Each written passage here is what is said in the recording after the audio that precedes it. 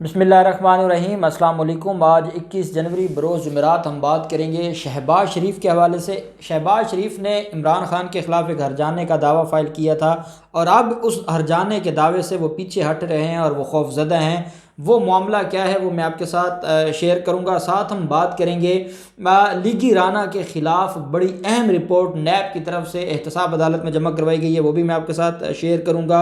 साथ हम बात करेंगे आशियाना हाउसिंग स्कीम में शहबाज शरीफ की अयाशियाँ ख़त्म हुई और अदालत ने उनको उनकी जो हाज़िरी से इस्तिस्ना थी मुस्तकिल वो उठाकर फेंक दी और अदालत ने कहा मुलज़म जब जेल में है तो वो यहाँ इतना नवाब है कि वो अदालत में नहीं आ सकता। इस्तिस्ना तो इस सूरत में होती है कि वो कहीं अवेलेबल नहीं है या है नहीं, तो तब इस्तिस्ना दी जाती है। तो वो बड़ी अहम समाअत और बड़ा अहम फैसला वो भी मैं आपके साथ शेयर करूँगा। पहले मैं दो चीज़ें आपको बताता चलूँ। एक तो जो फैसलाबाद में दोबारा जो पेट्रोलिंग पुलिस है और पुलिस वालों ने जो दहशतगर्दी की है और जिस तरीके से एक जो बच्चा है, एक लड़का है, उसको उसकी जान ले ली है और अब तो रिपोर्ट सामने आ गई है कि उसको जो है वो इन्होंने कत्ल किया है और गाड़ी से निकाल कर कत्ल किया है। अभी इस्लामाबाद का वाक़या जो है वो पाकिस्तानी कौम भूली नहीं है, वो ज़ख्म अभी भरे नहीं है और इन ज़ालिमों ने एक नया ज़ख्म दे दिया है। और ये पता नहीं ये इंसानियत के नाम पर एक धब्बा है और इन लोगों को अक्ल नहीं आती। पूरी कौम खड़ी हुई और उसामा कत्ल केस में पूरी कौम ने उन ज़ालिमों के ख़िलाफ़ आवाज़ उठाई और उन ज़ालिमों के ख़िलाफ़ बड़ी कार्रवाइयाँ हुई और जो है वो उनका जो पोल था वो खुल गया। उसके बावजूद दोबारा ये वही काम कर रहे हैं और इनको ये सबक नहीं सीखते और ये खुदा से नहीं डरते और इन लोगों के अंदर कोई इंसानियत नहीं है। तो हम इस वाक़ये की फैसलाबाद पुलिस की दहशतगर्दी की शदीद अल्फाज में मज़म्मत करते हैं और हम उम्मीद करते हैं कि इंशाअल्लाह जो मज़लूम फैमिली है उनको इंसाफ मिलेगा।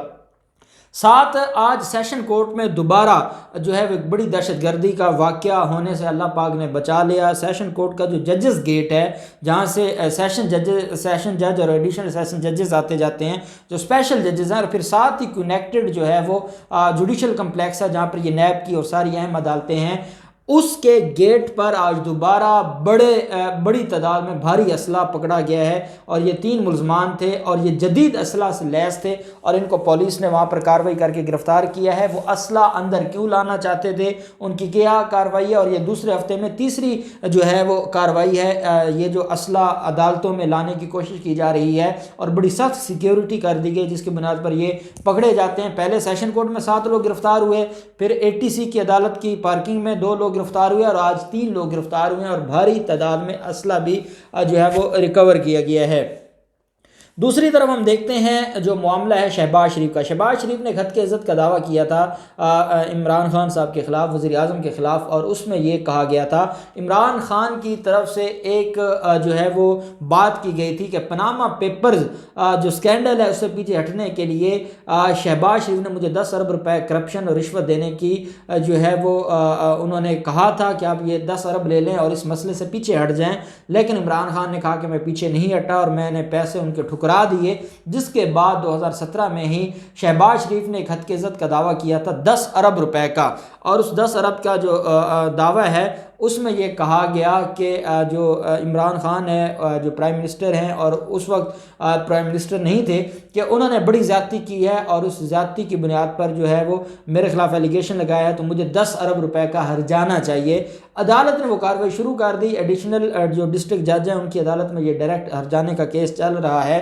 तो जो पीछे आपने एक दफ़ा सुना था, मैंने इसके ऊपर बात भी की थी कि शहबाज शरीफ के वकला ने एक दरख्वास्त दी थी कि अर्ली हियरिंग होनी चाहिए, जल्द समाअत होनी चाहिए और ये मामला जल्द अज जल्द निपटाया जाना चाहिए।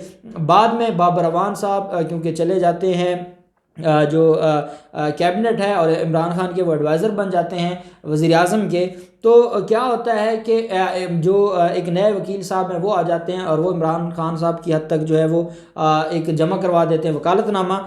तो उस पर वो जो इमरान खान साहब की तरफ से आते हैं और वो इस वक्त पाकिस्तान बार कौंसिल के मेंबर भी बन चुके हैं पीर मसूद चिश्ती साहब, तो वो जो है वो वकालतनामा जब जमा करवाते हैं तो उन्होंने तो केस को जो है वो आड़े हाथों ले लिया। उन्होंने कहा ये केस बनते ही नहीं है, ये कैसे ये दावा फाइल कर सकते हैं, करें इसकी मेंटेबिलिटी बहस करें कि ये मेंट مینٹینیبل ہے یا نہیں ہے اس کے اوپر بحث کریں۔ جب یہ معاملہ آیا تو عدالت نے بحث کے لیے مقرر کر دیا۔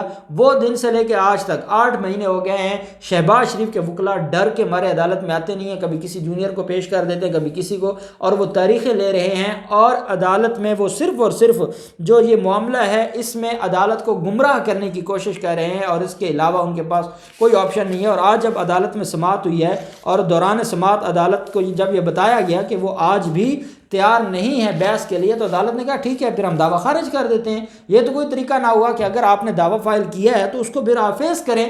تو جو ان کے وکلاء تھے شہباز شریف کے، انہوں نے عدالت میں جو ہے وہ جو رائٹنگ دی، اور انہوں نے وہاں پر جو ہے وہ انڈرٹیکنگ دی عدالت میں کہ ہمیں آخری موقع دیا جائے، ہم اس کے اوپر بحث کرتے ہیں، ہم مینٹینیبلٹی کے اوپر بحث کریں گے۔ عدالت نے 10 فروری کے لیے آخری موقع دے دیا شہباز شریف کے وکلاء کو کہ وہ بحث کریں۔ اب کیونکہ یہ جھوٹے ہیں اور جھوٹ کی بنیاد پر انہوں نے، جیسے جو ہم بات کرتے رہتے ہیں، ڈیلی میل میں کے خلاف ایک دعویٰ فائل کیا تھا اور آج تک وہاں پر فکس نہیں کروایا۔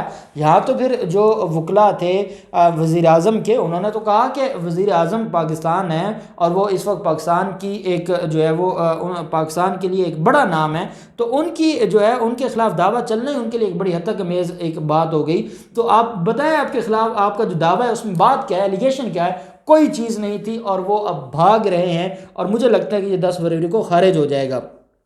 آشیانہ ہاؤسنگ ریفرنس، جس میں شہباز شریف کی ضمانت لاہور ہائی کورٹ سے ہوئی تھی، اور اس کے بعد آصف سعید کوثر صاحب نے کینسلیشن خارج کی تھی نیب کی، اور آشیانہ ہاؤسنگ ریفرنس میں بڑی خوشیاں منائی تھیں شہباز شریف نے کہ مجھے کلین چٹ دی ہے بیل، کینسلیشن آف بیل کے فیصلے میں سپریم کورٹ میں۔ وہ ریفرنس تو پینڈنگ ہے، اس میں فواد احمد فواد بھی ہیں، اس میں جو ایل ڈی اے کے سابق ڈی جی ہیں احد چیمہ وہ بھی ہیں، تو یہ سارے لوگ وہاں پر موجود تھے۔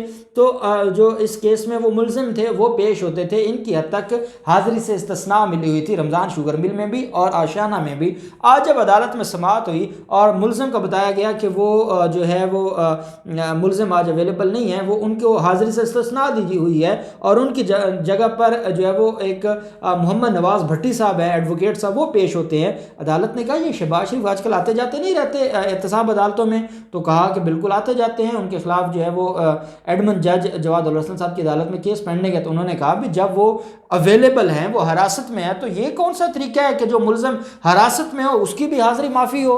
یہ کیا طریقہ ہے؟ اور یہ آرڈر تو آپ نے پروسیکیوشن نیب کے بھی کان کھینچے کہ آپ نے یہ عدالت کو بات بتائی کیوں نہیں کہ ملزم اس وقت نیب کسٹڈی میں ہے یا جیل میں ہے، تاکہ اس کا جو آرڈر ہوا تھا استثناء کا وہ ختم کیا جائے، وہ عدالت میں پیش ہو۔ اور وہ آشیانہ ہاؤسنگ اسکیم میں جو ہے وہ 10 گواہان کے بیان ریکارڈ ہو چکے ہیں، باقی جو رہتے ہیں وہ ملزم کی موجودگی میں ہوں، تاکہ ملزم ان ساری چیزوں کو دیکھے۔ اور یہ کیا طریقہ ہے کہ وہ آرام سے جیل میں بیٹھا ہے، یہاں اس کے خلاف کیس چل رہا ہے؟ تو عدالت نے ملزم شہباز شریف کو آشیانہ ہاؤسنگ اسکیم میں 26 جنوری کو طلب کر لیا ہے کہ وہ ان پرسن پیش ہوں، اور عدالت میں پیش ہو کر وہ اپنے کیس کو خود فیس کریں اور ان کی جو عیاشی ہے وہ ختم کر دی۔